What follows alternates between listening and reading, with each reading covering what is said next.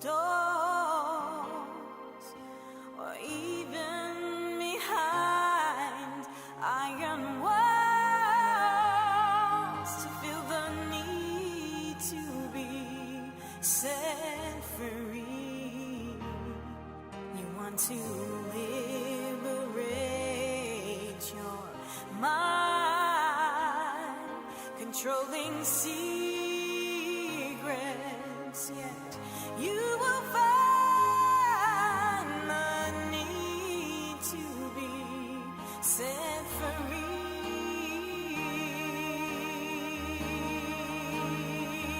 And the Lord says, captives be free, just come to me. I'll break those chains that hold you down. Hi, everybody. Welcome to Heroes of Hope. This is a show that's been designed to bring to you resources, testimonies, information concerning different programs that are out there, and then also churches that have different 12-step programs, Celebrate Recovery and Renewals, and then also we have a Restore program also here on the island. So, today we have a special guest, and I'm so excited about it. And he's been a blessing to my life. And his name is Reverend Henry Lopez. So let me introduce you to him. Henry, first I want to say welcome. Thank you for making some time to come on out and be with us here at Heroes of Hope. Why don't you share with everybody a little something about yourself? Well, actually, my name is Enrique Lopez. Originally from Puerto Rico, born in Puerto Rico, and came to this country earlier on in the 1940s with our parents, like everybody else, migrated here to get a better life. But for us, it wasn't a better life. My father, under great pressure, abandoned us, but he was in and out. He'll come back to pregnate my mother, and he was basically an abuser. He abused us when we were children, and my mother was kind of trapped in the relationship, coming to this new country and not knowing the language, uneducated, and she found herself caught up in a web here. And so we suffer extreme abuse. And one of the things that kept us from sharing it with the public school or anybody else was because of our mother. Our mother kept instilling in us that we should respect our father and those things like that. And so from that abusive situation, my brothers and I, because my mother got ill, couldn't take care of us, we were placed in in a children's shelter. And so we suffered there. But there was one thing about my mother, was that she instilled Christ into our lives. She often spoke to us about the Lord and took us to church. Kids don't like churches, but I like church because we were so impoverished that during the Christmas time, they used to give toys out to the kids. So that was one of my favorite things about church. But little did I knew that God was working in my life as a child, because when I was in the shelter and suffering there, and not being with my mother, placed there when I was about 4 or 5 years old, I pray out of desperation. And my prayer was, God, heal my mother and bring her back. Bring her back to us. It was my brothers and I, there was 4 of us. Later on in life, it was 7 of us. Like I said, my father would come in and out. He had other women. In fact, you wouldn't believe this, but today I have 17 brothers and sisters. And they tell me there's one that I haven't met yet. Well, that was my father's ways. And so I basically lived out in the streets. And when I became a teenager, I got caught up with gangs and drugs and those things. Hardly went to school. 5th grade reading level when I was an adult, and got into drugs and hard drugs, heroin and cocaine, and landed in many of the treatment programs that the government have established. But one of the things, I went into rehab for about 20, I counted 21 times. And came out and went right back to drugs. And one of the things that affected me was their statement that somehow that I had a disease. They call it a disease. Once you call somebody, once you tell somebody that they have a disease, the implications are that you got to get treated. And therefore, the way they treated me was through medication, methadone, and those things that are detrimental to people that are on drugs. Here you are chemically dependent on drugs, and their cure was supposedly is to give you chemicals, prescribe drugs, legalize drugs. And that's why we find ourselves today in the dilemma we're in here, particularly in Staten Island, you know. When you were running the streets, Henry, in this way of life, where were you? Was it you were in New York? I was What in part of New York? Brooklyn. Brooklyn? We were raised in Bedford-Stuyvesant, in Brooklyn, all Afro-American neighborhood at that time, and so you got assimilated into the neighborhood. You got involved with the gangs. In those days, it was the Mau Mau chaplains and those kind of gangs, and so we grew up among blacks, and I was what you call a Hispanic wannabe black, you know, because I was raised in the black culture, and so that was our, you know, that was our introduction to America, you know. Supposedly it was a place to get wealth and everything, you know, else, but in our case it wasn't like that. When you were running the streets out there and your mom wasn't around, what did you do? You know, how did you pretty much survive? To, you know, I know the gang life and everything brings a family unit type of, you know, security, but how did you take care of yourself? Oh, eventually, you know, you're involved. Like I said, I was in and out of these drug treatment programs, and to no avail. Eventually, you give up in life, and you go out and you steal, and you commit all kinds of violent crimes. I got to a point where I was criminally insane. I began to perpetrate violent crimes on people. I just hated myself. If you hate yourself, you're going to hate others. You give what you got.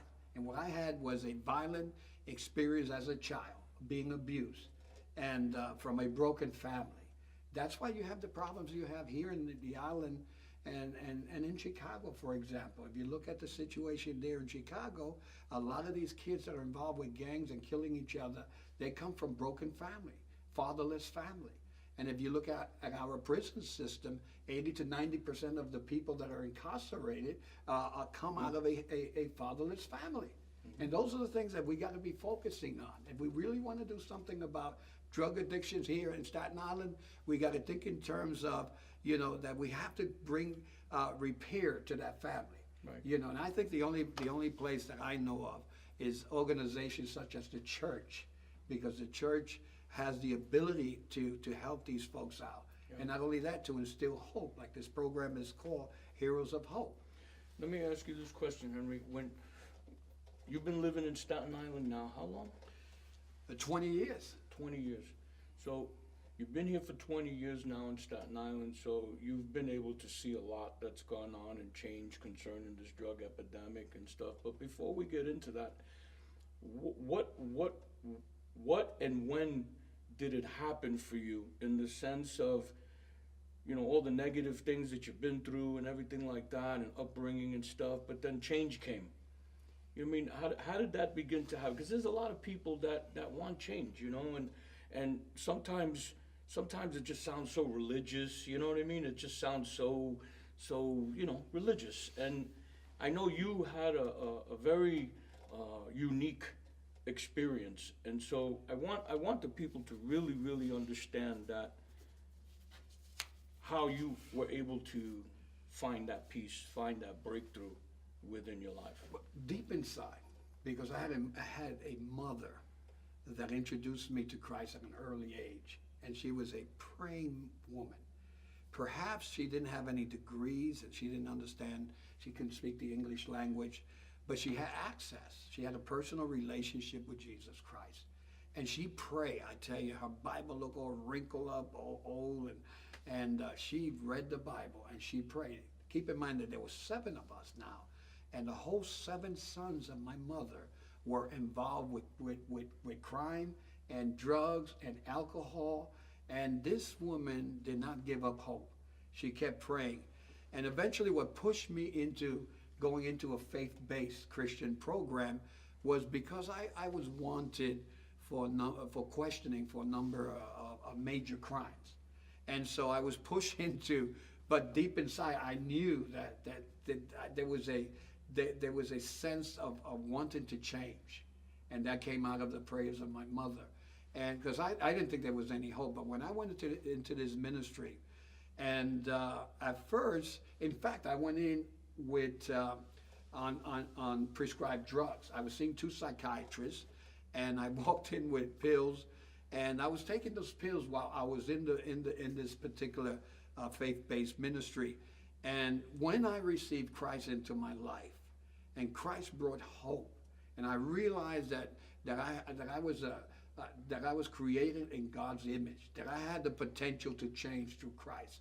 I stopped the pills, I threw them in the garbage can, and from there on I started a journey of seeking God. I knew that He had changed my life from within, and He had given me a passion, a motivation to move forward in life, and graduated the program and started the journey of going to school.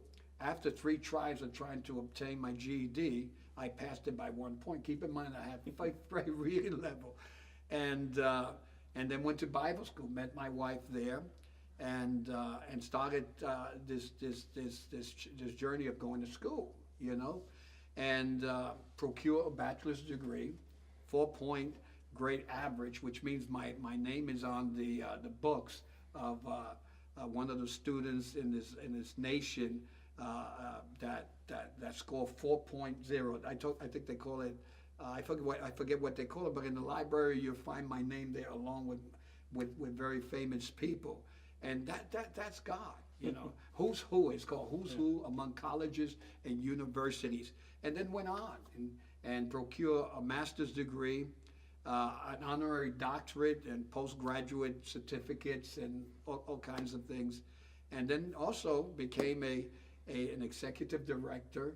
I started out as a volunteer, then became a counselor, then became a program director, then became an executive director of a program. I don't know if I can name it here, but and did that for 35 years. I dedicated my life to helping people that came out of the same background, the same hurt, and the same wounds that I came out of. So it's pretty awesome. You're saying that God brought you out of that pit and then sent you back in after He cleaned you up to grab as many people as you pretty much can. You know what I mean? Because it's amazing how some people I talk to, and they say that, and that seems to be the motivational factor. That seems to be the inspiration behind many people going back in. It wasn't so much money, it wasn't so much, prestige or anything like that, because ministries like that or organizations like that, pretty much high maintenance ministries. You're dealing with some hard people in that walk of life, and here you go coming out of that life, and you would think that you'd want to run as far from it as you can, but yet you go back in. I'm going to give you a crazy illustration. This is completely crazy. When I was out on drugs and I was using heroin, and we called it the heroin that killed enough people out there that had the potent, we would consider it good. And so we went out to tell the other junkies, listen, I found something really dynamite, really good, and I want to share it with you. The guy down the block is selling these drugs, and it's potent and it's killing people. Man, let's go out there and get it. Well, in my case, after I got changed from the Lord, I had the same passion to spread the word. God changed my life after so many years and going through so many treatment programs, and to no avail, and now I have a new life, a new start. I want to share it. And I was willing. Listen, when I got paid for doing what I did, I couldn't believe I was getting paid for something that I was passionate about. Can you imagine that? I was to get the check. I said, really? I got paid for this. And now, my concerns now today, because I retired from this particular program after 35 years, is to help out all what God has invested in my life, and I minister and I serve in a ministry that had the greatest success in the world. I'm not saying this. I've been to other parts of the world, and listen. If you go into rehab programs here in America and you ask the directors, "Can you tell us about your success?" They'll tell you that the residents. They'll begin with the implication that the residents have a disease, therefore they need to be treated by some psychiatrists, and many of them stay on on these medication for the rest of their lives. What quality of life is that? You stop using drugs, heroin and stuff like that, illegal drugs, and they put you on legal drugs, legal chemicals. And when you look at this country, we spend billions of dollars in drug treatment programs, governmental drug treatment programs, and we have prevention programs, and we have all the money in the world, and all the churches are here, located here, and you have all the oil, and you have all the food here. Most of the food is located here and in Canada. And you wonder, why is it that there are two-thirds of the drugs in the entire world are consumed here? Why is it that we have the highest suicide rate? Why is it that we have so many people in prison? And I mean, you wonder what's going on. Why is it that we have church in every corner you can imagine? Christian programs. On the radio. And the only thing that I know that works are faith-based Christian programs that you come in and they instill hope in you. They instill purpose, structure, and discipline in your life. And that's what happened to me. I'm talking about completely drug-free now. I'm not on medication. I don't smoke. I don't drink. I don't do any of that stuff for 40 years. I don't need to. I found it, man. You're a trophy of grace. And I'm willing to share it. That's pretty awesome. I tell you, when you think of this drug epidemic that's taking place here in Staten Island, the show has been designed just for that. That's why we're so glad to bring someone like yourself onto the show with so many different organizations and different testimonies, because we've been really partnering together across the board to combat against it, to shout from the rooftop, to make more noise than the epidemic's making. And bringing you on, I'm sure that it's stirring people's hearts in the sense of those that want change and are hearing your testimony and desiring that kind of transformation within their lives. And then on the other side of the coin, I'm sure there's others that are sitting there and probably saying, well, we believe in the disease side of it, or we believe in the medical side of it, and things like that. And so when we work together, Henry, under Heroes of Hope and through organizations that we're a part of, we see the fact, like our Pastor John, he gives us a clear understanding that many of these organizations have different pieces of the puzzle. And what I mean by the pieces of the puzzle is this. Some are able to provide the medical aspect that's needed for some of those people that have mental illness, some of the people that have needs of education, some of the people that need housing, some of the people that need food. There's so many different aspects of an individual that comes and is in need of change. And so we're able to give them testimonies of how God has changed people's lives. And that's powerful. And that is tremendously awesome. But all these other organizations bring what they bring to the table. Now, the reason why I'm saying all that is because this show has been designed to bring hope to Staten Island, specifically to Staten Island, because we want to speak directly into the fiber of this epidemic. Can I just interrupt you for one moment? You're doing something here that is fantastic. What the church have done for many years, by and large, is to relegate the responsibility of helping people to resolve this issue and to bring solution to this problem to the government. And to be honest with you, I hate to say this, but government, they just ask them what kind of success they have. The last time I heard it was 1%.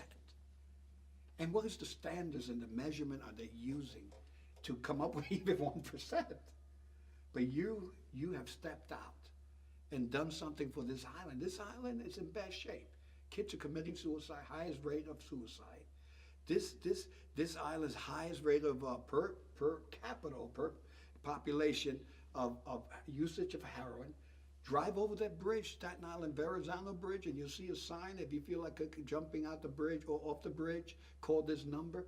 That's unheard of. These kids, and so we can't say they're all blacks. No, the south part of the island is white, and if you look at the suicide rate, it is high among whites. Well, it's definitely gone from North Shore to South Shore. It's definitely gone from the housing developments to Toad Hill. It doesn't. It's a respecter of no one, and that's one of the reasons why I really feel in my heart the desire to bring all our resources together. Not only do we want to bring hope to Staten Island in reference to what's happening, but we also want to bring hope as a church. We want to bring hope to even our public officials. We want to bring hope to all these other organizations too. As a church, we should serve. And we should not, like you said, delegate our responsibility to someone else to do it for us. And so that's why we're real glad that we're able to work together with so many organizations so that the church can mobilize and get out of the church, get out of the building, and actually go do what needs to be done in attending to, Well, the drug problem is on their doorsteps. Exactly. See, the church has been obligated to do something. And thank God you're one of those warriors that is out there doing this. And we just need that Island to get together and do It's something. the same thing for me, Henry, is in what you said. I don't do this because of any other reason than it's personal. It's the life I came out of. It's the life I was bound in. And my life changed, and now I'm able to give back in that sense. And so there's many people out there that don't know which way to run. It's a panic. And people like yourself, people like myself, and the staff with Heroes of Hope, we're able to point people in the right direction. I would suggest what you're doing is a start, and it's effective. But eventually there's some individuals that need a structure and discipline, so they may need residential care. Exactly. I believe that the churches have the ability, if they come together here in the island, which they never have really come together, and start some residential program. And not depend on governmental funding, because when the government comes in, they tell you to take Jesus out. So I am encouraging the churches. You've been sleeping for a while. Now these guys and these people are on your doorsteps. You need to do something, and you need to do it now. And here's the man that is volunteering to do it. And he's not asking for anything. He just wants to help people. So please help. I love you, Henry. I really, really do. I've been in that position for many years with you, But I also want to ask you another question.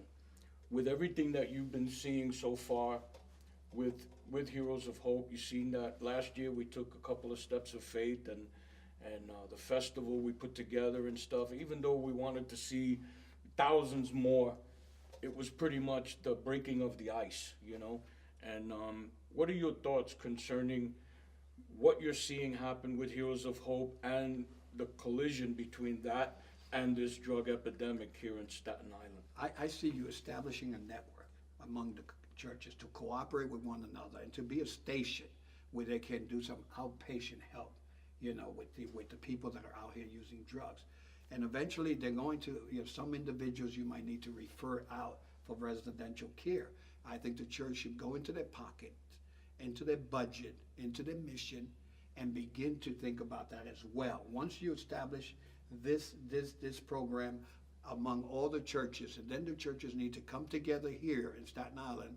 This is my dream, that you do come together and that, begin to address it even in the next step forward. Residential is key to helping folks get off drugs permanently. Some only need outpatients, like what you were establishing. But those outpatient that you're establishing in every other church are referrals also, referral station that they can refer. Don't refer them to drug treatment governmental program. They're not going to work.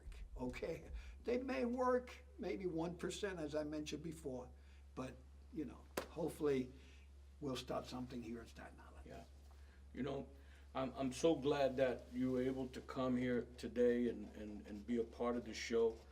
And you know what I love about this show, Henry? Everybody can come on this show and share their heart. And some of the other people that might come, they're probably watching this show right now, and they're probably, some are probably in agreement with you, and some are probably like, I'm totally in disagreement with you. But that's the beauty of being able to come together. Because if we keep our eyes focused on those that are losing life, those families that are broken, then that's the common denominator of even our disagreements or things we don't see eye to eye to. We're looking at the need. And as long as we're looking at the need, then we can all work together to be able to make a difference. And I think that's the most important part. What I want you to do, Henry, is take 60 seconds to be able to tell Staten Island, those that are viewing right now, you know, your life has been changed. What would you say to them in reference to life being changed for them? You know, how would you encourage them to You know, I used to go pursue that? every year. I went to this particular church to speak and share my testimony. And there was a mother there that had a son that was addicted. And about 3 years later, I kept going, you know, and one day she came to me and said to me, my son died of an overdose. And I said, but I've been coming here for the past 3 years. Why didn't you tell me? And what's happening is that the people, they need to come together, and they need to really get out there and understand and realize that this is an epidemic, and they need to open up and to help.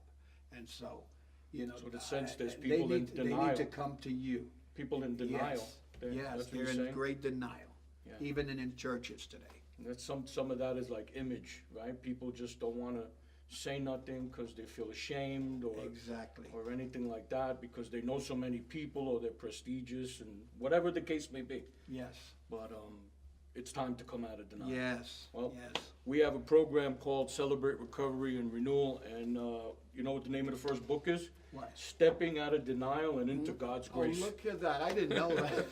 So it's pretty cool. But listen, you've just watched an episode of Heroes of Hope with our guest, Reverend Henry Lopez, tremendous friend of mine for many, many years.